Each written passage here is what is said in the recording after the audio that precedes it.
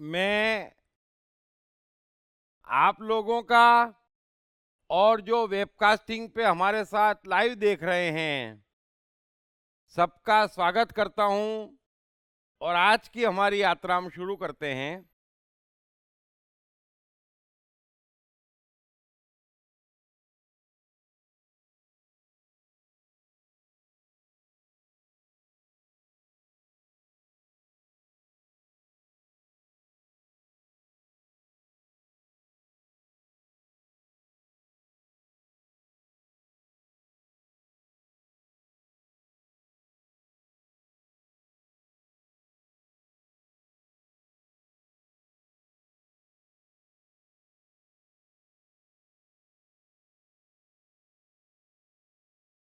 आज का पहला सूत्र है,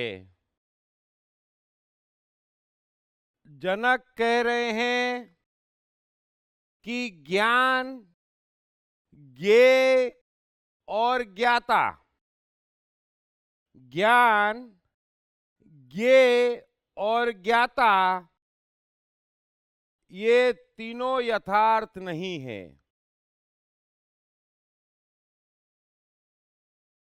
जहां ये तीनों अज्ञान से ही भासते हैं, मैं वही निरंजन हूं। यह उन चंद सूत्रों में से है जो चमत्कार है। जैसे हम गीता में कहते हैं कि कर्म करो पर फल की चिंता मत करो, कमाल सूत्र है अपने आप में। ठीक वैसे ही यह सूत्र बड़े अच्छे से समझ लेना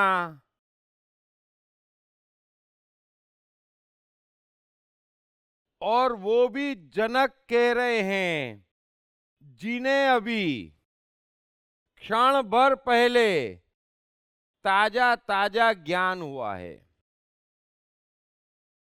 और इतनी शानदार अभिव्यक्ति सत्य की कमाल है। सो जनक कह रहे हैं कि ज्ञान, ज्ञेय और ज्ञाता ये तीनों यथार्थ नहीं है।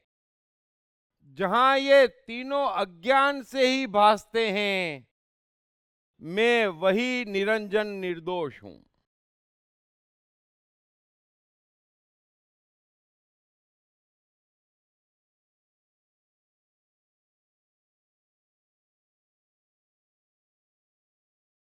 यह दो ज्ञानियों की बातचीत है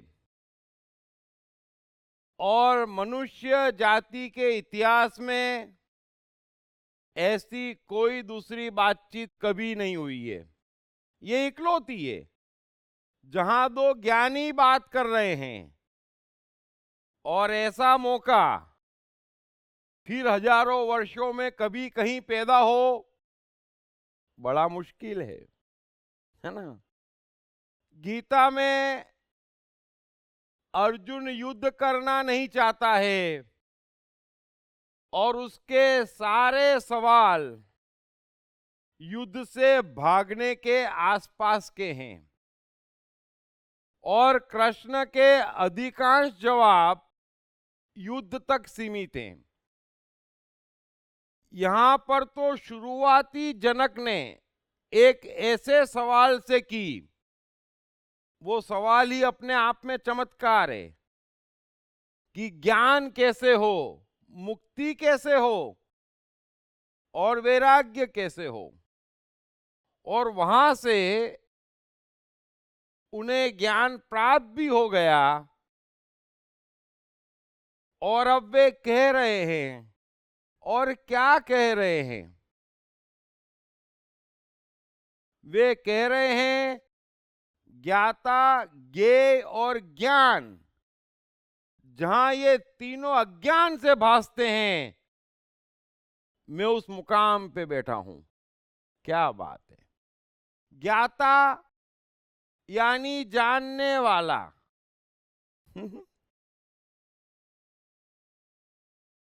जनक कह रहे हैं कि कोई भी ये कहता है कि मैं जानता हूं तो वो अज्ञानी है। इतना मैं जानता हूं।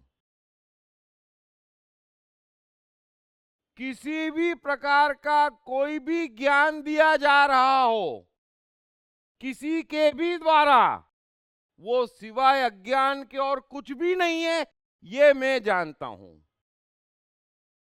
और ज्ञान ग्रहण करने वाला कुछ भी ग्रहण कर रहा है, वो सिवाय अज्ञान के और कुछ भी ग्रहण नहीं कर रहा है।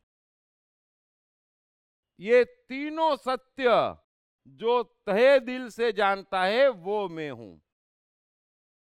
जनक क्या कह रहे हैं? कोई जानता है? झूठ बोल रहा है। अंधेरे में जी रहा है, वो अज्ञानी है। कोई बोल रहा है, ज्ञान दे रहा है, अज्ञानी है। और ज्ञान सुनने वालों की तो बात ही मत करो, वे परम अज्ञानी है।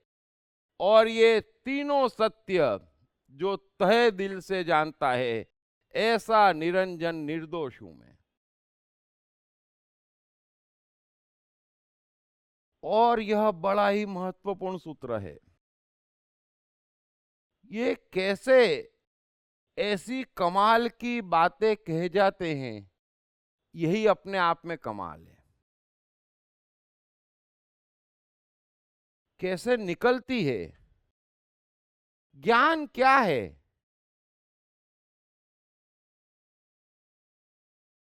ज्ञान है दृष्टा। इस बात को समझना, ज्ञान है दृष्टा।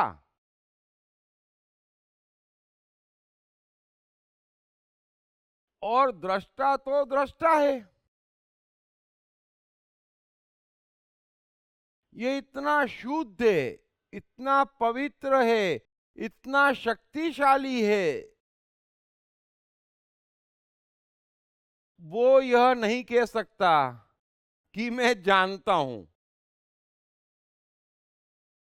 और वो जानता भी नहीं है। इस बात को समझ लेना। यह भी युगों से गलतफहमी है कि कृष्ण ज्ञानी है, बुद्ध ज्ञानी है ना, अष्टावक्र ज्ञानी है, भाषा बोलनी पड़ती है, उनका ज्ञान क्या है? यही कि मैं कुछ नहीं जानता। इतनी सी बात समझ लेना। उनका ज्ञान क्या है? ये उनका परम ज्ञान है कि मैं कुछ नहीं जानता।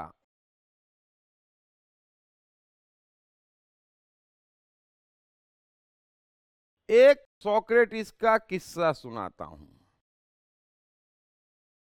इस सूत्र को जहन में बिठा लेना। ऐसे मौके मनुष्य जीवन में बार बार नहीं आते। ये इतिहास की इकलौती बातचीत है।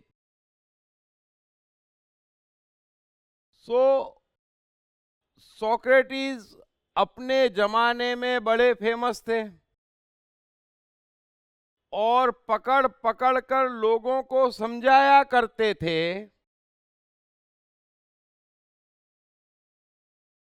एक और विद्वान थे उस जमाने में, उनके पास भी अनेक लोग जाया करते थे।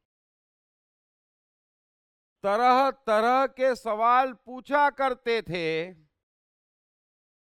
एक दिन किसी ने पूछा कि क्या कोई ऐसा भी है जो सब कुछ जानता है?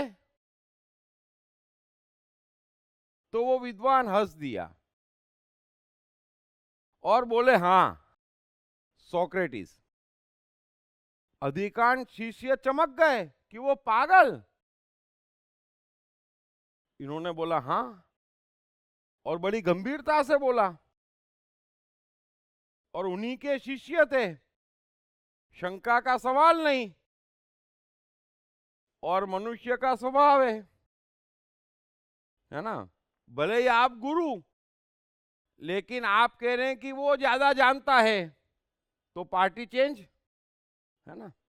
चलो सोक्रेटिस के पास गए ये लोग, पकड़ा सोक्रेटिस को और पूछा, हमारे गुरु कहते हैं कि आप सब कुछ जानते हैं, क्या ये सत्य है? सोक्रेटिस बड़े जोर से हंस दिए, बोले नहीं नहीं नहीं नहीं नहीं, मैं तो कुछ भी नहीं जानता हूं, इतना भी नहीं जानता हूं। ये तो चमक गए, इनको लगा गुरु ने मजाक किया, हम तो जानते हैं ये पागल है। फिर दौड़े दौड़े गुरु के पास गए, बोले गुरुदेव आप कैसी बात करते हो?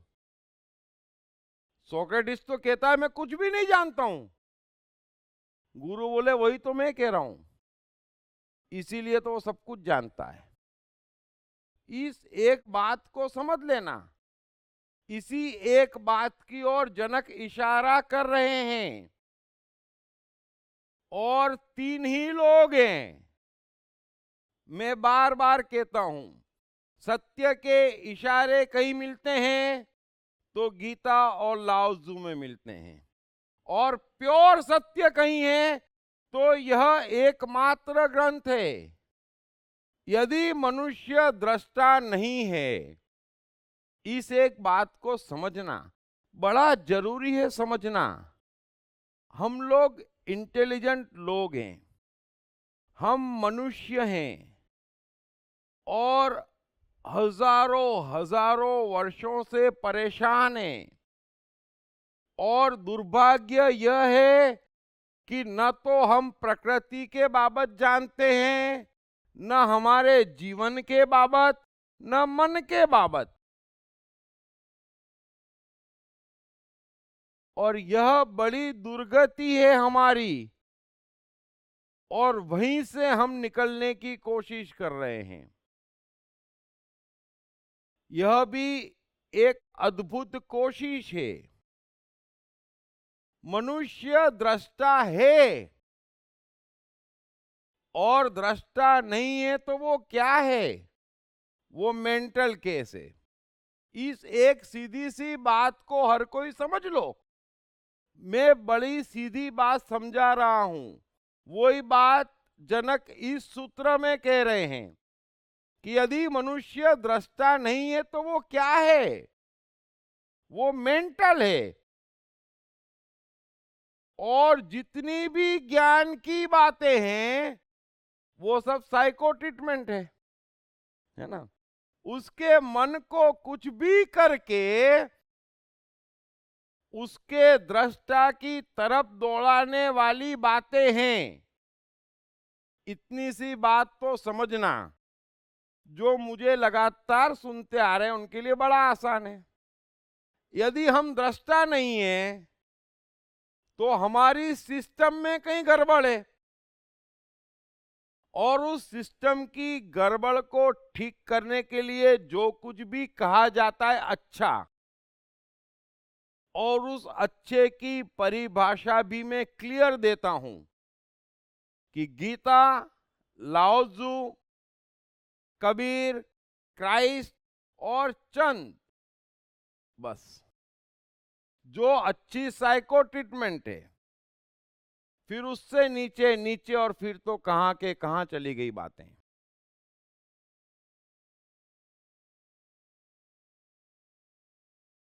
और दृष्टा प्योर है, दृष्टा पवित्र है, दृष्टा हम हैं, दृष्टा हमारी ऊंचाई है, अंतिम ऊंचाई।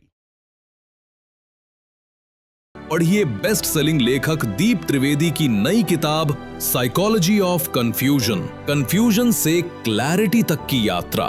ये किताब अंग्रेजी, हिंदी और गुजराती में सभी प्रमुख बुक स्टोर्स और ई-कॉमर्स साइट्स पर उपलब्ध है। और इतना उलझा दिया मनुष्य को।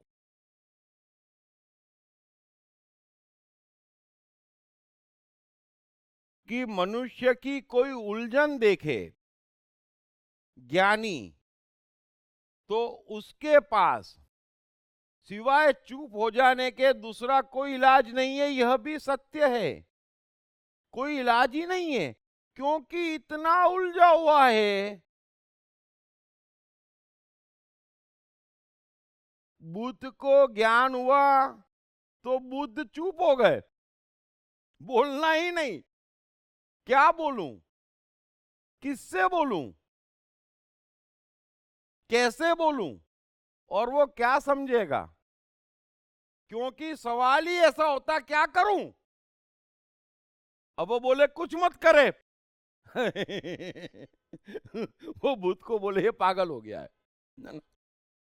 यही गड़बड़ हो जाती। तो बुद्ध ने एक रास्ता निकाला कि ईश्वर नहीं है, चर्चा मत करो, बात खत्म हो गई। धर्म और सत्य के सवाल ही मत पूछो, वो बात भी समाप्त हो गई। तो बुद्ध ने बोला क्या, जीवन भर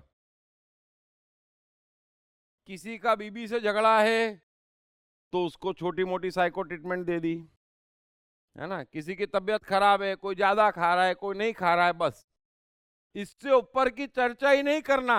न मुझे फंसना, न तुमने फंसना। समझो आप, इस बात को समझो। तब समझ में आएगा कि ये क्या बातचीत है और मैं क्या कोशिश कर रहा हूं।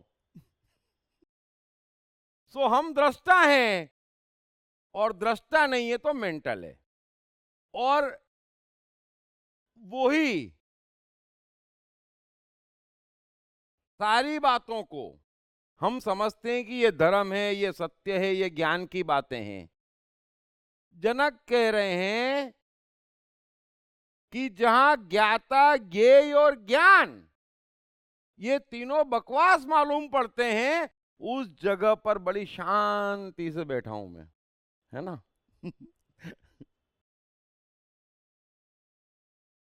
आप एक चीज समझें, कृष्ण को गीता कहनी पड़ी क्योंकि अर्जुन ने युद्ध से इनकार किया। उससे पहले कृष्ण ने कभी किसी से ज्ञान की बात नहीं करी, उसके बाद में भी नहीं करी। अष्टावक्र ने कभी किसी से ज्ञान की बात नहीं करी। जनक जिज्ञासु दिखे तो भी बड़ा समय लगाया और कड़ी परीक्षा के बाद बोले। लाओजू बोले ही नहीं, और जब ख्याति फैल गई छोटी छोटी साइको ट्रीटमेंट्स देने के बाद कि ये मैजिशियन है, तो वे भाग गए। और जैसे ही वहां के राजा को खबर मिली कि लाओजू महाराज भाग गए हैं,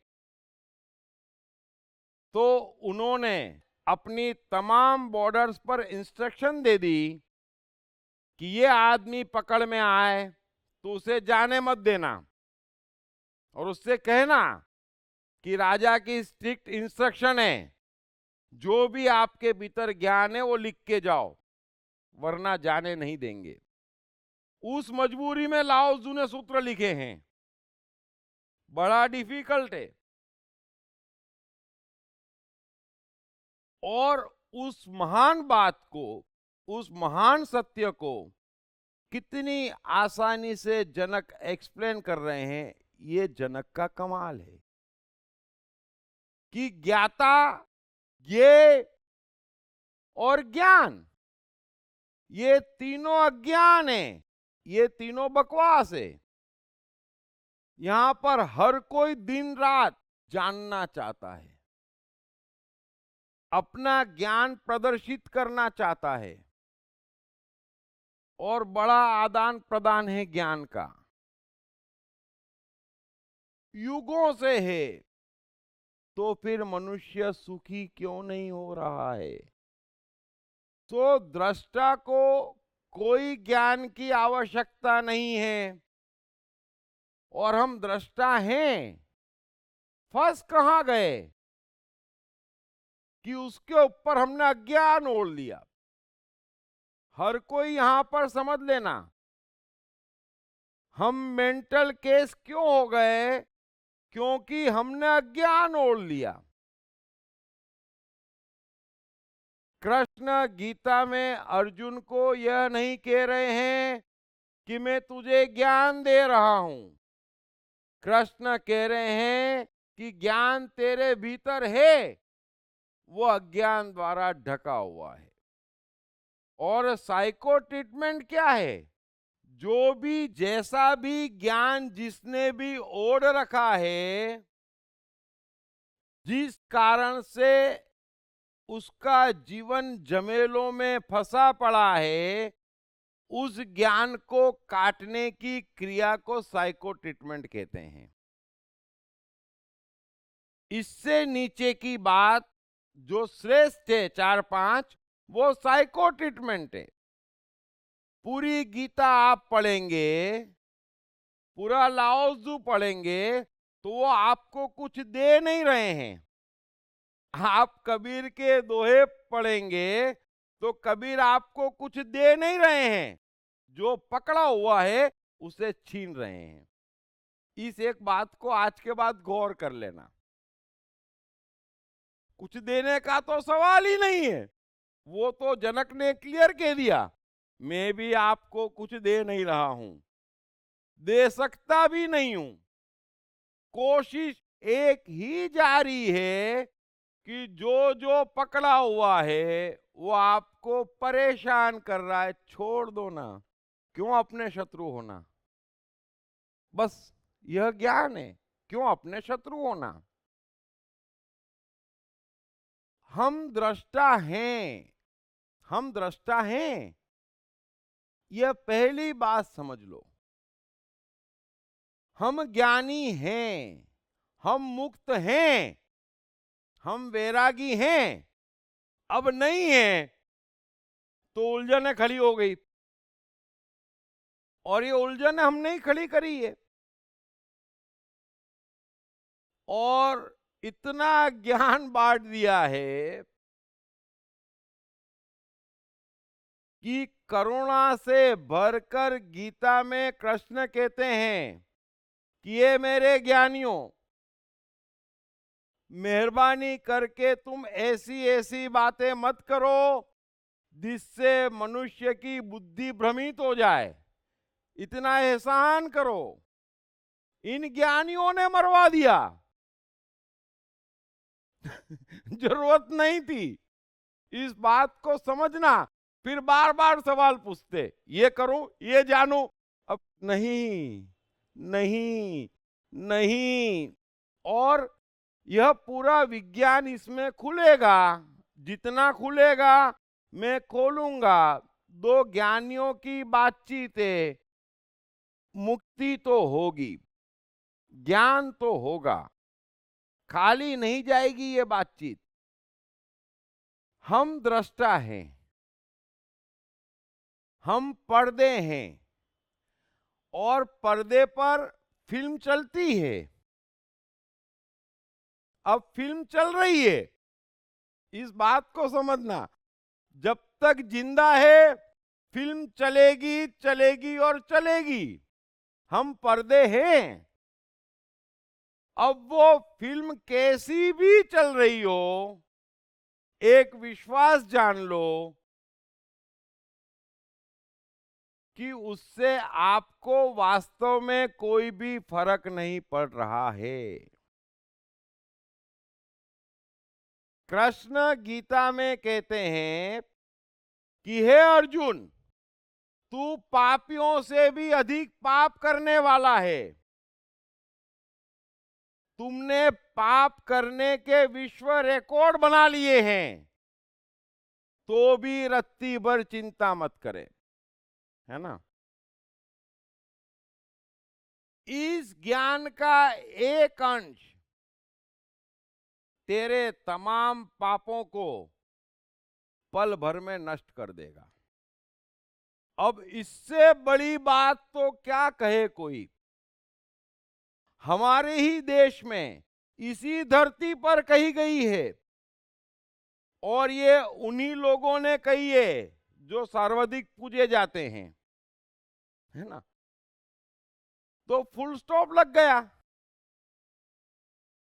फुल स्टॉप लग गया कि मैं क्या कर रहा हूं, मैंने क्या किया। कृष्ण बोल रहे हैं छोड़, इससे ज्यादा तो नहीं किया, है ना। तो भी पल भर में,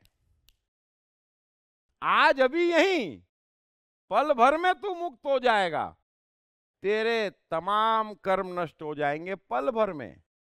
अभी पर्दे पर फिल्म चल रही है, चलो सबसे खराब फिल्म चल रही है, फिर फिल्म चलना बंद हो गई, अगली फिल्म लग गई। पर्दे को क्या इफेक्ट हुआ? जरा इस बात को समझना, पर्दे का क्या लेना देना, वो तो निर्दोष है। अब यहां पर बुद्धिमान लोग उस फिल्म पर चर्चा कर रहे हैं, फिर कह रहे हैं क्योंकि तेरे दादा के दादा ने या तुमने 3000 जन्म पहले, अरे उससे क्या लेना देना है भाई, हैं? अरे मैं पर्दा हूं, फिल्म चल रही है, चलने दो, एक क्षण की बात है। जिस क्षण ये एहसास हो जाए कि मैं तो पर्दा हूं, कि मुक्त हो गया। कहां ज्ञान की बात कर रहे हो, कहां कर्मों के फल ढूंढ रहे हो। इसीलिए अष्टावक्र पहला वाक्य कहते हैं कि अपने को क्षमा कर, तू फिल्म की चर्चा ही मत कर। अरे मैंने फिल्म में ये कर दिया, अरे मैंने फिल्म में ये कर दिया, अरे तू सपने में रोता है मैंने ये कर दिया, मैंने ये देख लिया, नहीं, तो ये थोड़ा सा बड़ा सपना है, ये कर दिया वो करे, क्या हो गया? भ्रम टूट जाए, बात समाप्त हो जाए। उसमें क्या करा, क्या किया, और सारा ज्ञान उस पे है। अरे तुमने ऐसा किया, तू ऐसा कर, अरे पण क्या है, इतनी सी बात है कि मैं दृष्टा हूं, मुझे क्या, मैं करता नहीं हूं। अब यहां पर हर कोई फिल्म का कर्ता भी है, और जहां कर्ता नहीं है वहां भी अपने को कर्ता मानता है, और कर्ता मानता है तो बड़ा बोझ आ जाता है ना, बड़ी जवाबदारी आ गई, बेमतलब की, बेमतलब की जवाबदारी आ गई सर पे। सो इस बात को समझो, जहां ज्ञाता, ज्ञान और ज्ञेय तीनों अज्ञान भासते हैं, और समझो इस बात को, फिर ये करूं, ये जानूं, ये पढ़ूं, उसने कहा क्या लेना देना है आपका। अरे भीतर इतना भरा हुआ है, क्यों इतना कंफ्यूज होते हो, क्यों इतना भ्रमित होते हो। और मैंने तो सरल से सरल भाषा में सूत्र समझाने की कोशिश करी। पढ़िए बेस्ट सेलिंग लेखक दीप त्रिवेदी की नई किताब साइकोलॉजी ऑफ कंफ्यूजन, कंफ्यूजन से क्लैरिटी तक की यात्रा। ये किताब अंग्रेजी, हिंदी और गुजराती में सभी प्रमुख बुक स्टोर्स और ई-कॉमर्स साइट्स पर उपलब्ध है। मैं कितनी बार कहता हूं कि यह जगत एक ऑटोमेशन है। जनक आज हमें उस ऑटोमेशन की ओर इशारा करके मुक्त करने की कोशिश करेंगे। उनके साथ ही साथ मैं भी कोशिश करूंगा जितना मुक्त कर सकूं, जितना बचा सकूं बाहरी उपद्रवों से।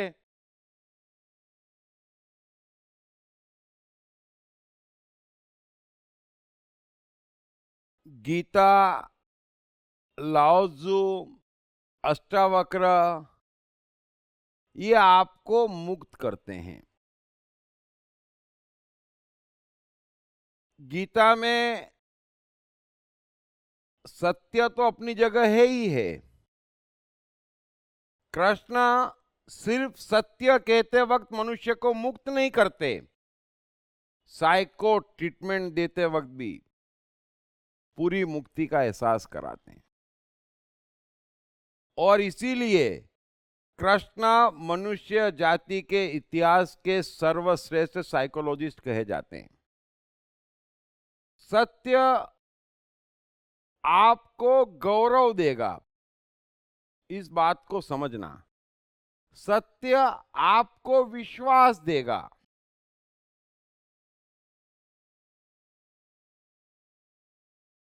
सत्य चाहता है कि आप कहें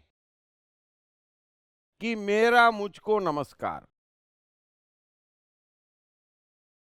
क्योंकि जो सत्य कह रहे हैं वे प्योर दृष्टा हैं, है ना। न स्वार्थ है न अहंकार है।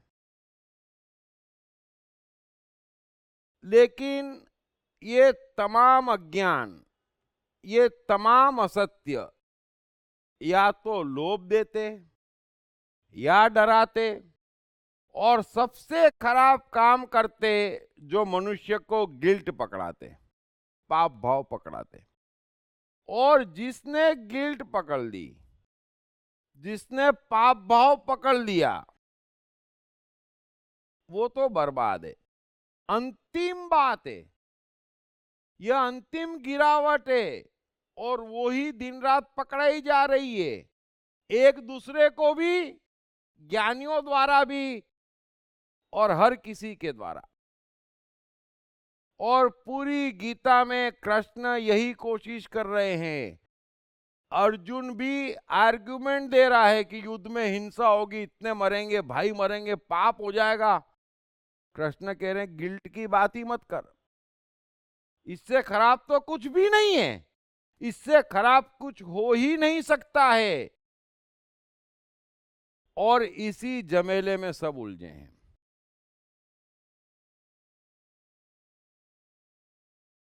कबीर को कभी सम्मान नहीं चाहिए था।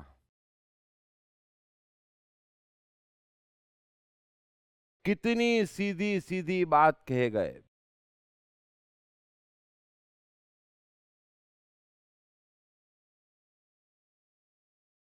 बनारस में बैठे हैं, और आज की बात नहीं, उस युग में, और वहां अपना दर्द दिखाते हैं और कहते हैं कि पंडित मौलवी हिजड़ा, इनसे भक्ति न होए। भक्ति करे कोई सुरमा, इनके बस की बात कहां है। ये तो जीवन भर जमीन आसमान एक कर ले, इनसे मजबूत अहंकार मिल ही नहीं सकता। ज्ञान ओढ़ने जाना, उसका गर्व पालना और ज्ञान का दावा करना, बाप रे बाप। तो कबीर की कोई जातीय दुश्मनी नहीं है इनसे, है ना। कबीर को कुछ मिलना भी नहीं है, क्योंकि कबीर के लिए दूसरा दृष्टा ही नहीं है। जिसके लिए दूसरा दृष्टा है उसको तो जख मार के वो कहना पड़ेगा जो आप सुनना चाहते हैं, नहीं तो सम्मान नहीं देंगे, वरना पैसे नहीं देंगे, वरना हार नहीं पिनाएंगे। कबीर को नहीं चाहिए तो वे कह पाते हैं। बुद्धिमान वो है, इंटेलिजेंट वो है जो दूसरों के अनुभव से सीख ले। पूरी गीता में कृष्ण का अटैक शास्त्रों पर है, धर्म के पाखंडों पर है। वे अर्जुन को ये नहीं कह रहे हैं कि तू युद्ध से छूट, वे कह रहे हैं कि जो तेरे शास्त्र इसको पाप बता रहे हैं तो उनसे छूट, अपने पर दया कर। यहां पर अष्टावक्र भी जनक को ये नहीं कह रहे हैं कि तू इससे छूट उससे छूट, वे एक ही बात कह रहे हैं कि तू जो समाधि का अनुष्ठान करता है, ये दिन रात जो धार्मिक चर्चाओं में लगाए और धार्मिक क्रियाओं में लगाए, उससे छूट। बस वो सबसे गिरावट की बात है। हम जनक के साथ बढ़ेंगे, हम अष्टावक्र के साथ समझेंगे, यदि गीता हमें समझाने में फेल गई तो यहां हम समझेंगे, और समझना तो हमें पड़ेगा ही, क्योंकि यह एक सबसे गलत मार्ग है और पूरी दुनिया इसमें लगी है, और दुनिया का हाल हमारे सामने है। और जिन्होंने भी इस विश्व को रोशन किया है, चमन किया है, वे इससे बचे हैं, है ना, वे इससे बचे हैं। बिल गेट्स शान से कह सकते कि मैं भगवान में नहीं मानता, शान से कह सकते। स्टीव जॉब्स कह सकते मुझे चर्च नहीं जाना, वे कह सकते। एडिसन कह सकते बाइबल बकवास है, वे कह सकते हैं। ये दृष्टा लोग जानते हैं, और करुणा है जो कहते हैं, ये करुणा है, कोई दुश्मनी नहीं है। हम इंटेलिजेंट लोग हैं, हमें समझना चाहिए युगों बीत गए, जन्मों बीत गए, कोई सोते हुए थोड़ी जीना है। और ये खतरनाक है। मेरी भी किसी से दुश्मनी नहीं है, मुझे कुछ मिलना नहीं है, मुझे कुछ चाहिए भी नहीं, फिर भी मैं इनके साथ साथ कोशिश करता रहता हूं कि छूटे। बड़ा पक्का माया जाल है, चाहे समाज का हो, चाहे धर्म के पाखंड का हो।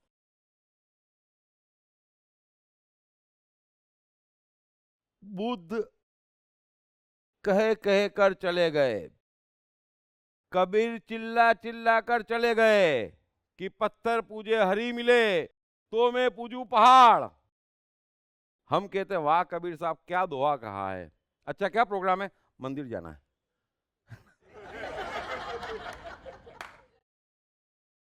यही होता आ रहा है। कितना ही कर लो, और उसका कारण है कर्ता युगों का है और मजबूत है और बड़ा डरा हुआ है। वो इस सत्य को जानता ही नहीं है, और सत्य की ओर कोई इशारा करने वाला भी नहीं है ना। एक फिर दम लगा के कोशिश परमात्मा करवा रहा है, और ये युग भी उचित चुना है। यहां पर मनुष्य इंटेलिजेंट है, समझदार है, और इंटेलिजेंट बने, अच्छा है।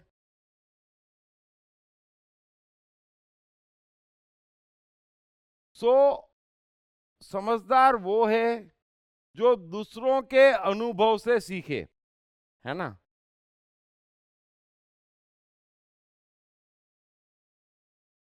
अभी बुद्ध महल छोड़ के घर से निकले और जान लगा के यज्ञ किए, हवन किए, पूजा किए, पाठ किए, उपवास किए। जिसने जो बोला वो शास्त्र पढ़े, जिसने जो बोला वो किया, सब कुछ कर लिया, सब छोड़ भी दिया, फिर ज्ञान को प्राप्त हुए, है ना। ज्ञान को प्राप्त होने के बाद उन्होंने एक बार नहीं कहा कि तू हवन कर, तू होम कर, तू यज्ञ कर, तू वेद पढ़, तू शास्त्र पढ़, तू पूजा कर, तू ध्यान कर, तू उपवास कर। एक बार नहीं कहा।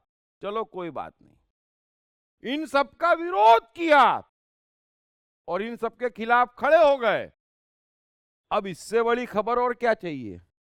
हम मनुष्य हैं, हम इंटेलिजेंट हैं, उन्होंने करके देख लिया। उसकी वकालत तो नहीं की, उसकी खिलाफत की।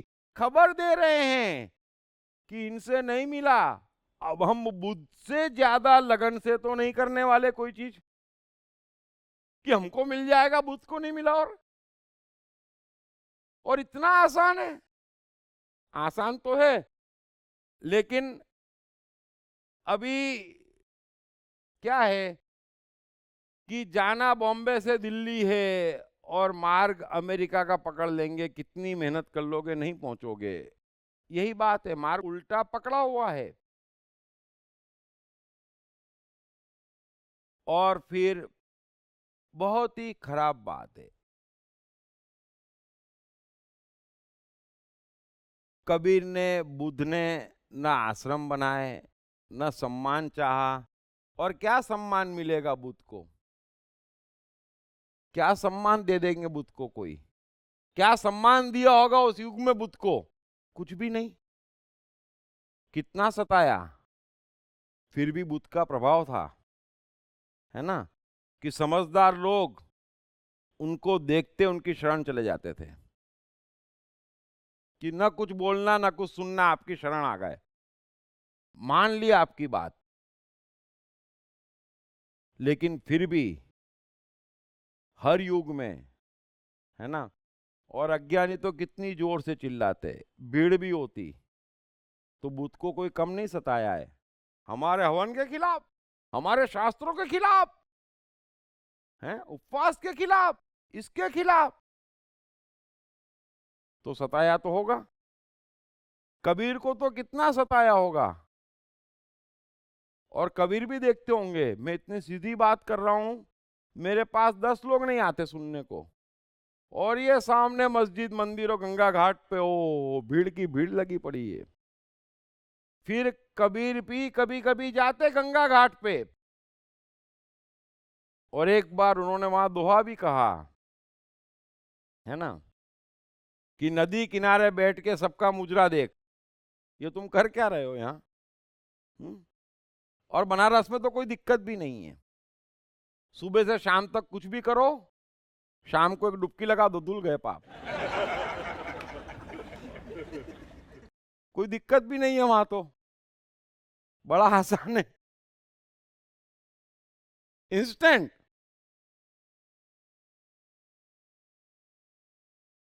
फिर यही लोग 36 उपवास करें, अब मेरी रथ यात्रा निकालो, सब जने हाथ पांव जोड़ो, हमारे चरण धो। ये क्या लगा रखा है?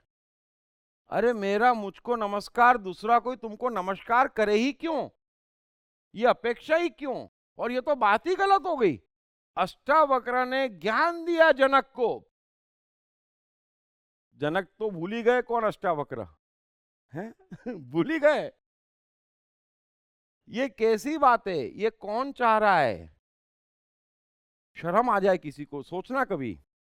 आप ज्यादा धार्मिक है, मैं बार बार कहता हूं, इन पंडित मौलवी पादरियों से संसारी ज्यादा धार्मिक है। कोई आपको बोलेगा बैठ जाओ सिंहासन पे, 30-40 हार पिना दिए हैं और 100-200 चेले चपाते, और आपकी रथ यात्रा निकालते हैं, आप बोलेंगे बाबा हमको शर्म आएगी, हमारे में अभी कुछ इंसानियत बची है, हैं? जरा सोचना, आप ज्यादा धार्मिक हैं। ये लोग, अरे मैं कोई आइटम हूं जिसकी शोभा यात्रा निकालोगे तुम? और मैंने कर क्या लिया? 36 उपवास किए, 10-12 की देरी थी, टिकट कट जाता, थोड़े और कर लेता। हैं?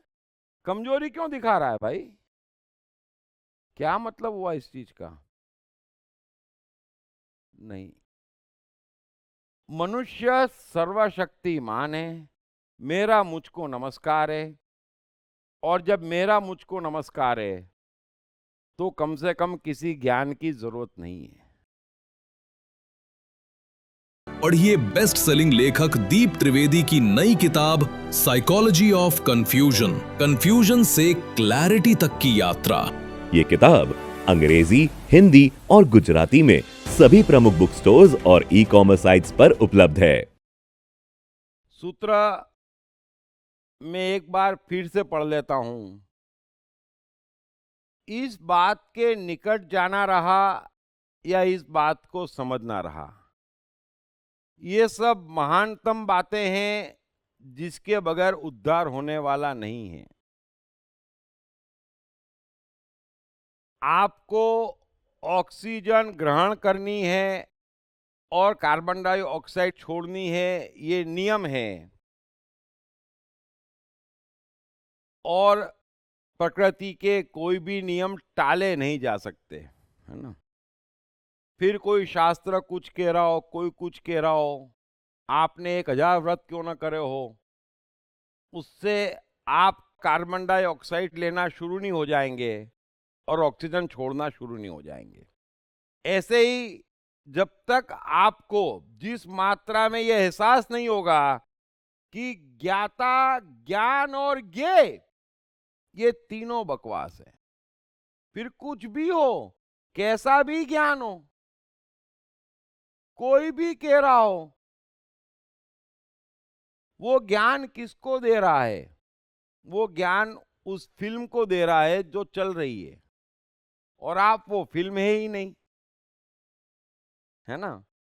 अब आप उस फिल्म में इतनी गंभीरता से लगे पड़े हैं और इतनी बिगाड़े चले जा रहे हैं क्योंकि एक ऐसी फिल्म आप बना और चला रहे हैं जिसका डायरेक्टर भी एक नहीं है। ऐसे ऐसे डायरेक्टर है जो 20-20 हजार वर्ष पहले मर गए, वो भी डायरेक्ट कर रहे हैं इस समय फिल्म को, है ना? कि वो कह के गया था मंगलवार अच्छा उपवास करने के लिए, फिल्म में आ गया सीन। अब वो डायरेक्टर तो मरे 20,000 साल हो गए, फिल्म में सीन आ गया। अब ये फिल्म कैसी बनेगी? और बनाए चले जा रहे हैं हम। डायरेक्टर एक हो तो भी समझ में आता है कि मैं अपनी फिल्म डायरेक्ट कर रहा हूं, वो भी नहीं कर रहे हैं, और जिसे मर्जी आ रही है डायरेक्ट कर रहा है, जिसे मर्जी आ रही है एडिट कर रहा है, और फिल्म को जेल हम रहे हैं।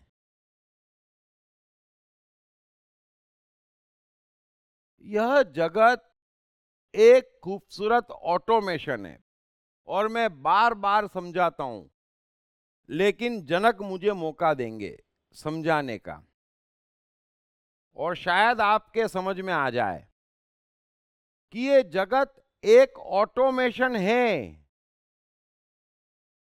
और ये जो ज्ञानी हैं ये अपार करुणा से भरे हैं, निर्दोष है, इन्हें कुछ नहीं चाहिए, ये बहुत ऊपर हैं।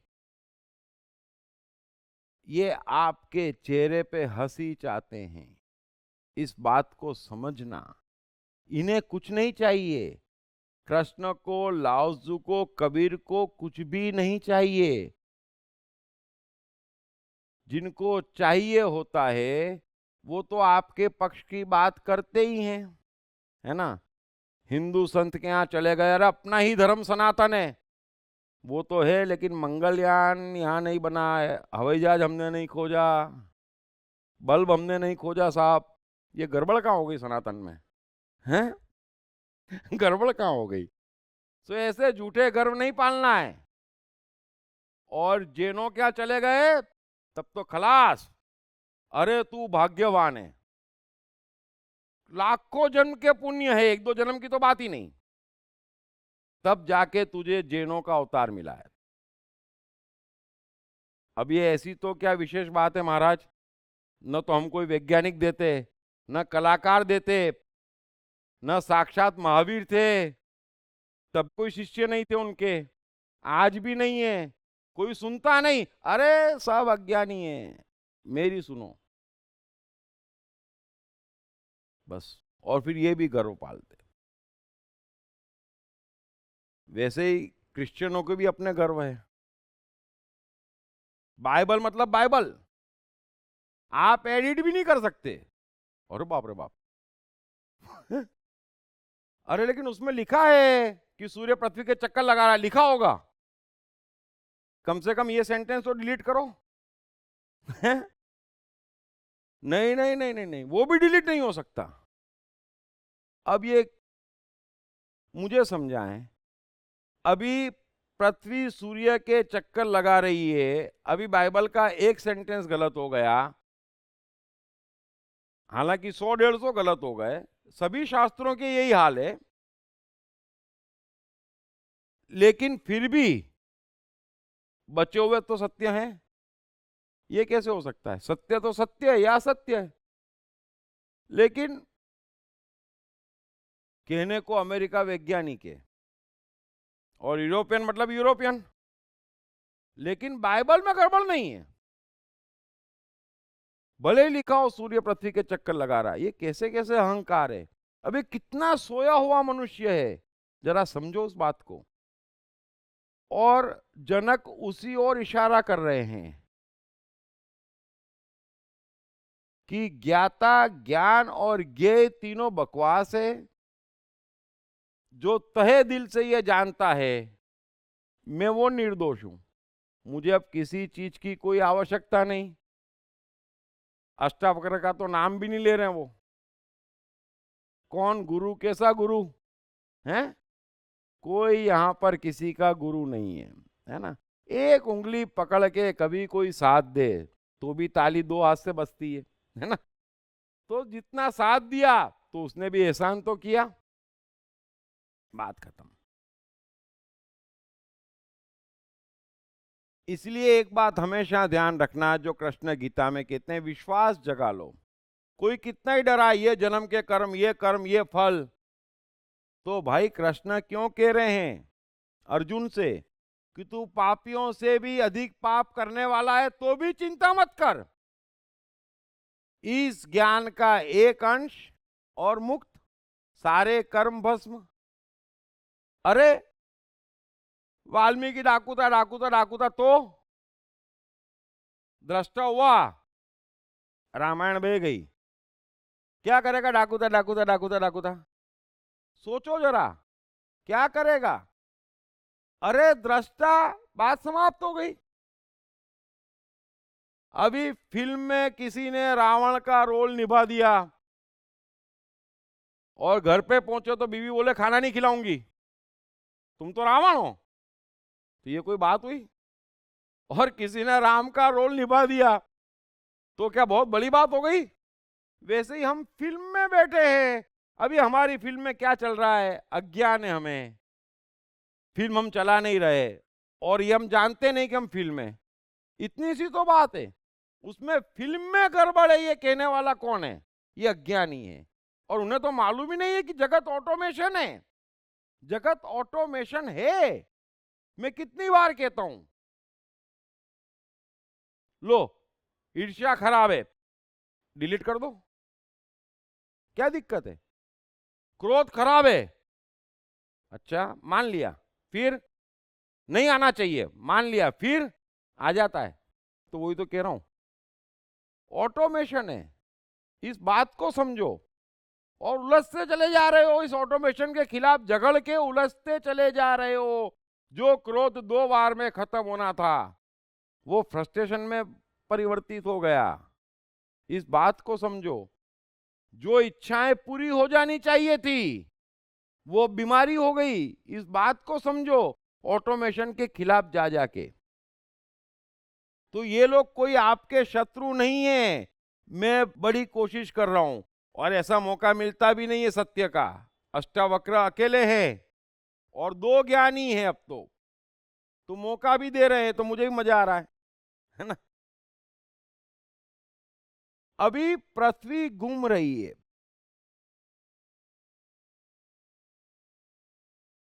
पृथ्वी को घूमने के लिए किसी ज्ञान की आवश्यकता दिख रही है? उसको घूमने के लिए कोई कोशिश करना पड़ रही हो ऐसा लग रहा है? वो ठीक समय पे अपना सर्कल घूम ले उसके लिए समाधि करती हुई नजर आ रही है? इस एक बात को समझना, ऑटोमेटिक है ना। अगर पृथ्वी इन ज्ञानियों की बात सुन के अटक जाए कि बात तो सही है भाई, है ना, कुछ नहीं तो सुबह 5 मिनट रुक जाती हूं और सूर्य की पूजा कर लेती हूं, तो सब जने आ जाएंगे, कोई पूजा की जरूरत नहीं है, तू रुकेगी तो हम चले जाएंगे, है ना। तू घूमती रहे, क्योंकि जब तक तू घूम रही है हमारी सांस चल रही है। तू पूजा करने गई तो हम मर गए, समझ लेना। लेकिन आवश्यकता नहीं है। यही बात कृष्ण, लाओजू और अष्टावक्र कह रहे हैं।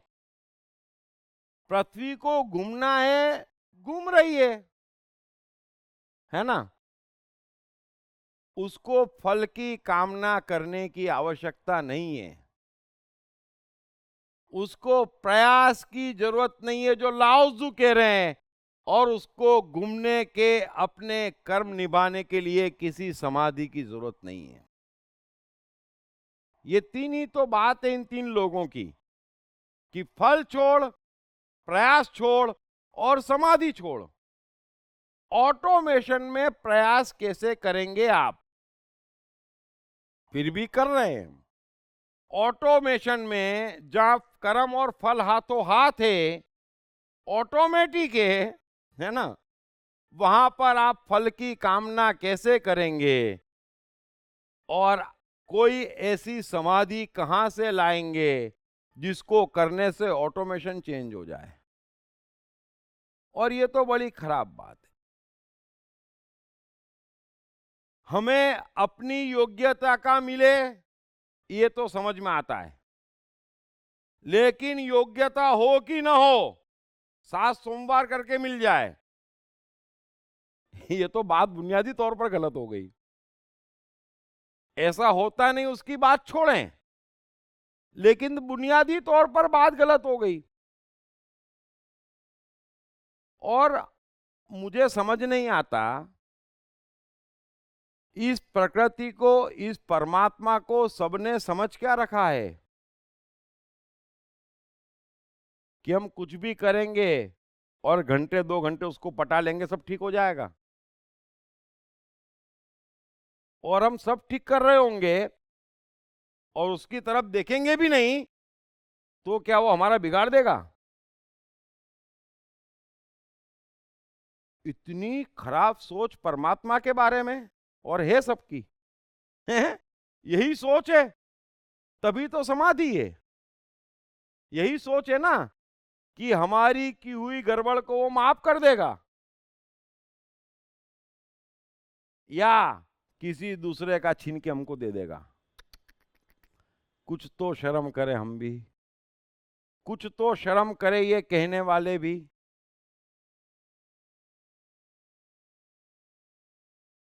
मैं एक किस्सा सुनाता हूं और इस चीज का यकीन जानो कि आपका जीवन भी एक ऑटो मोड पर है।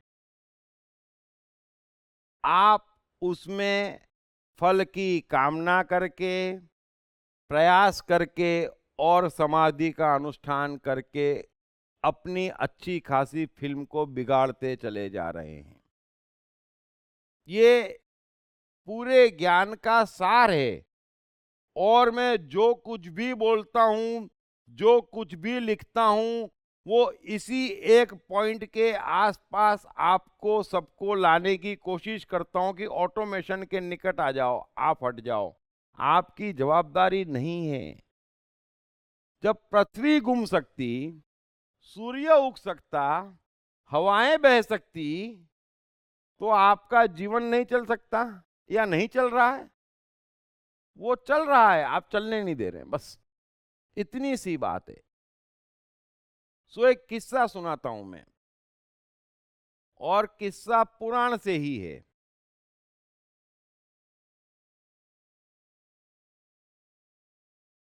एक बार नारद सुबह सुबह विष्णु के पास पहुंच गए, नारायण नारायण नारायण करते करते। विष्णु को नमस्कार किया और फिर बोले, प्रभु मैं एक उलझन में हूं, रात भर सोया नहीं, एक विचार मुझे खाए जा रहा है, कृपया आप उसका स्पष्टीकरण कर दें। विष्णु बोले, अवश्य, बोलो नारद। नारद बोले, बात इतनी सी है, वैसे तो मुझे यकीन है कि आपका मेरे से बड़ा भक्त और कोई भी नहीं है, फिर भी न जाने क्यों इतनी सी कई मन में शंका है, आप अपने मुंह से एंडोर्स कर दें, बात समाप्त हो जाए। विष्णु तो बात सुनते ही हंस दिए, बोले, नारद तू और मेरा भक्त, और वो भी सबसे बड़ा भक्त, कैसी बात कर रहा है? बोले, नारद तो चमक गए, ये तो बड़ी उल्टी प्रतिक्रिया दे दी विष्णु ने। लेकिन प्रायः इस प्रकार के लोग जैसा सोचते हैं उसी प्रकार से नारद ने सोचा। प्रभु मजाक कर रहे हैं। उन्होंने कहा, क्यों मजाक करते हो, मैं जानता हूं। विष्णु बोले, तुम जानते नहीं हो, क्योंकि जानने वाला पूछता नहीं है ना। तो पूछ तो तुम रहे हो, और मैं यकीन से कह रहा हूं, सत्य कह रहा हूं कि मेरे भक्तों की श्रेणी में तेरा तो कहीं अता पता ही नहीं है। तेरे से बड़े हजारों भक्त, लाखों हैं। नारद तो अभी गोहट हो गया, ये तो बहुत गड़बड़ हो गई। पहले 10 में रख लेते तो भी चल जाता। बैठे बिठाए मुसीबत मोल ले ली, है ना। इन सबका भी यही हाल हो रहा है। यहां तो उपद्रव करते हैं, खुद उलझते हैं, दूसरों को उलझाते हैं, फिर ऊपर दरबार में जाते हैं तन के, और वहां पर जो उनकी परेड होती है तब जाके होश आता है कि ये क्या गड़बड़ करके आ गए नीचे ना। ऐसे होश नहीं आता है।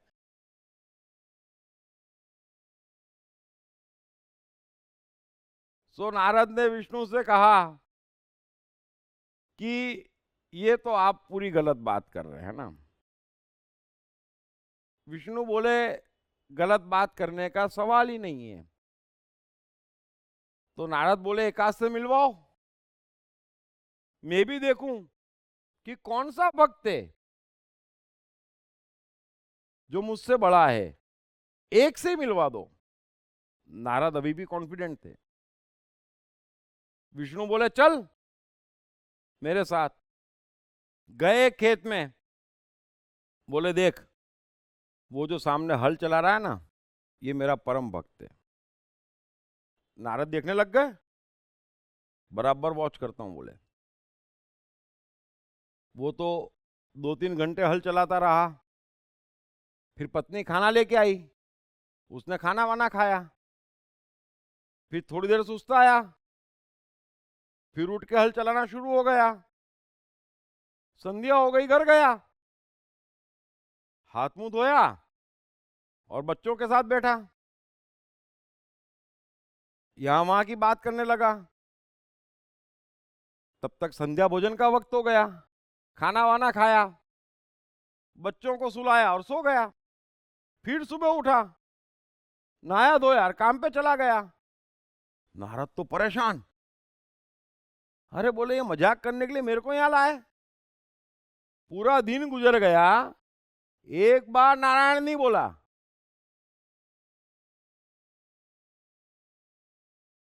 लेकिन उसने बोला, थोड़ा देखो, शायद इकट्ठे बोले, है ना, वो पुरानी कसर निकालते हैं ना। 2-3 रोज हो गए, अब तो नारद ऊपर नीचे। बोले, विष्णु प्रभु, ये आप क्या मजाक कर रहे हो, उसने एक बार आपका नाम नहीं लिया। बोले, नारद तू सोया हुआ है, तेरी दृष्टि में भेद है। वो पूरे समय मेरा नाम ले रहा है क्योंकि वो अपना काम कर रहा है ना। और जो बेकार के लोग हैं, जिनके पास कोई काम नहीं है, जिनको कोई काम करना नहीं है, वो नारायण नारायण करते रहते हैं और वो समझते हैं कि मैं प्रभु का भक्त हूं। नहीं, ये पुराण की बड़ी प्यारी कथा है और यही जीवन का सत्य है। सो मैंने संक्षिप्त में काफी कोशिश करी, है ना। जो थोड़ा बहुत जान झमेला छूटे, पूरा छूटे तो मजा आ जाएगा, और छुड़वा ही देंगे, जनक अष्टावक्र मिलके छुड़वा ही देंगे। एक काम करते हैं, ये सूत्र आगे वाला भी महत्वपूर्ण है और मैं थोड़ा प्रैक्टिकल लेना चाहता हूं यहां से, ताकि ऑटोमेशन समझ में आ जाए जितना थोड़ा बहुत। भाग्य सत्य समय में तो ऑटोमेशन ऐसा समझ में आएगा और उस समय आप भी बोलेंगे कि इतने काल से अकारण मोहित हुए, क्योंकि आपका फायदा है, इन चीजों में नुकसान नहीं है। लेकिन वैज्ञानिक युग में है, जब मैं सिद्ध करता चला जाऊंगा भाग्य के सिद्धांत से, समय के सिद्धांत से, तब जाके लगेगा कि अब ठीक है ना। अभी अष्टावक्र जनक कह रहे हैं, लेकिन क्या अभी देखते हैं। लेकिन जितना भी होगा उतना फायदा होगा, इतना फायदा होगा जिसकी आपको कल्पना नहीं है, और आपकी कोई जवाबदारी नहीं है। थोड़ा सा हल्का हो जाओ बस, बड़ा मजा है जीने में। ये जो जवाबदारियां उठाए घूम रहे हैं, और इतना तो मानो कि ईश्वर, ये प्रकृति, ये भाग्य के नियम, ये सत्य है ना, इन लोगों की तरह छोटे नहीं है जिनकी चापलूसी करना पड़े। वो तो आपका भला 24 घंटे चाहते ही हैं। सवाल हमारी योग्यता का है, उसे सुधारने पर ध्यान दो तो सब ठीक हो जाएगा। बाकी सारी राह उल्टी है, उससे हाथ में कुछ नहीं आना है। और जब योग्यता पे ध्यान देना है तो दुकान चल नहीं सकती, है ना। और इसीलिए योग्यता की कोई बात करता नहीं है। So thank you very much. हम 15-20 मिनट का ब्रेक लेके आगे के सूत्रों में मिलते हैं। Thank you very much. पढ़िए बेस्ट सेलिंग लेखक दीप त्रिवेदी की नई किताब साइकोलॉजी ऑफ कंफ्यूजन, कंफ्यूजन से क्लैरिटी तक की यात्रा। ये किताब अंग्रेजी, हिंदी और गुजराती में सभी प्रमुख बुक स्टोर्स और ई-कॉमर्स साइट्स पर उपलब्ध है।